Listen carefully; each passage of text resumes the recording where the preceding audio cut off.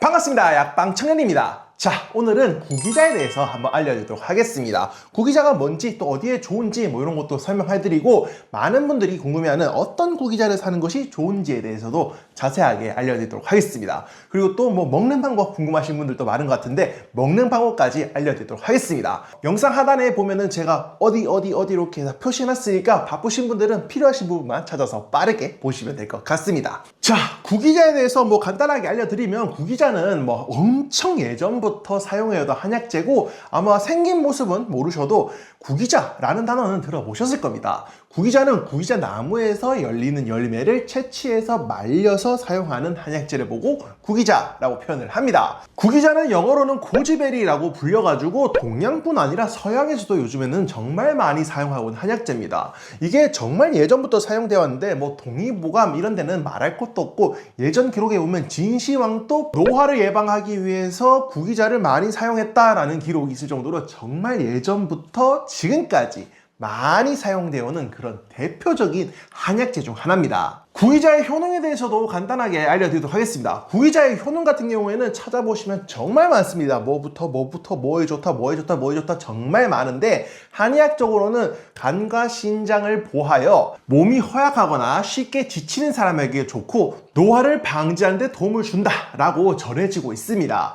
그리고 또 하나 중요한 효능 중 하나는 눈을 밝게 해준다, 눈에 좋다, 뭐 노화로 인해서 침침해진 눈에 상당히 좋다라는 기록도 있고, 구기자를 활용해서 그런 관련 처방들도 정말 많이 있습니다. 그리고 현대적인 연구를 통해서도 이러한 기록들이 실제로 뒷받침되는 내용들이 상당히 많습니다. 이 구기자를 성분 분석해봤을 때 눈에 좋은 성분이 실제로 많이 함량이 돼 있다라는 사실도 밝혀진 사실이고, 또 임상실험 결과에서도 눈 건강에 도움을 줄 수 있다라는 연구 결과도 나와 있습니다. 자, 그러면 이번에는 이 구기자를 어떤 거를 고르면 좋은지에 대해서 설명해 드리도록 하겠습니다. 사실 뭐 효능이나 구기자에 대해서 설명하는 거는 이게 뭐 제 영역이라기보다는, 저는 또 이 한약재를 파는 사람이다 보니까 어떤 게 좋다, 어떤 걸 구매하는 게 좋다, 이런 걸 설명하는 걸 좀 더 잘하긴 합니다. 그래서 약방집 아들답게 어떤 구기자를 사면 좋은지에 대해서 설명해 드리도록 하겠습니다. 구기자 같은 경우에는 국내산도 있고 중국산도 있습니다. 아무래도 중국산이 좀 더 싸고 국내산이 조금 더 비싼 편인데,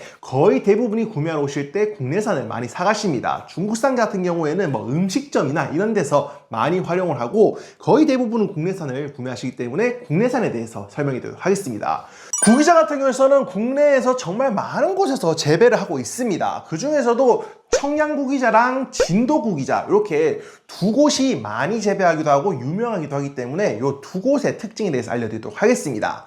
청양구기자 같은 경우에는 크기가 조금 작습니다. 작고 길이가 길다, 그러니까 살짝 말랐고 길쭉하게 생겼다 라는 특징을 가지고 있고, 진도구기자 같은 경우는 씨알이 굵고 통통하다 라는 특성을 가지고 있습니다. 이 두 개가 품종이 다른 건 아니고 그냥 땅의 차이 때문에 이렇게 생긴 모습이 좀 달라졌다라고 저는 알고 있습니다. 그래서 어떤 것이 효능이 더 좋다라고 말하기는 애매하긴 하지만, 품질적으로 봤을 때 진도구기자를 좀 더 좋은 거로 쳐줍니다. 아무래도 씨알이 굵고 좀 통통하다 보니까 좀 더 보기 좋습니다. 그래서 진도구기자가 좀 더 좋다라고 흔히들 말하고 있습니다. 그리고 구기자 같은 경우에는 1년에 2번 수확이 가능합니다. 여름에 한 번, 가을에 한 번 이렇게 하는데, 여름 구기자 같은 경우에는 크기가 좀 더 크고 색이 조금 더 검습니다. 그리고 반대로 가을 구기자 같은 경우에는 뭐 크기가 작은 건 아닌데 뭐 여름 거보다는 조금 작은 게 특징이고, 색이 정말 붉고 이쁩니다.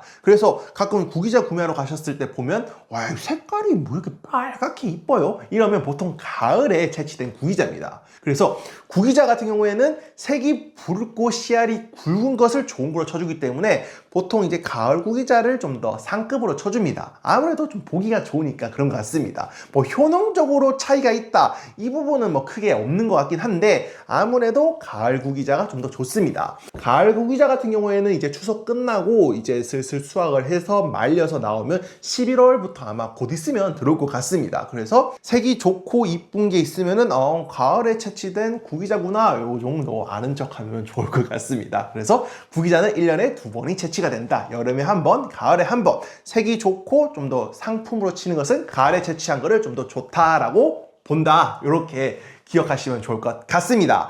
그리고 간혹 구매하러 가보시면 구기자 색깔이 되게 검붉고 틱틱하고 약간 검정색을 띠고 이런 경우가 있습니다. 이런 경우에는 뭐 효능이 떨어졌다, 얘가 뭐 상했다, 요거는 경우에 따라서 다르긴 하지만 거의 대부분이 보관을 잘못했는 경우입니다.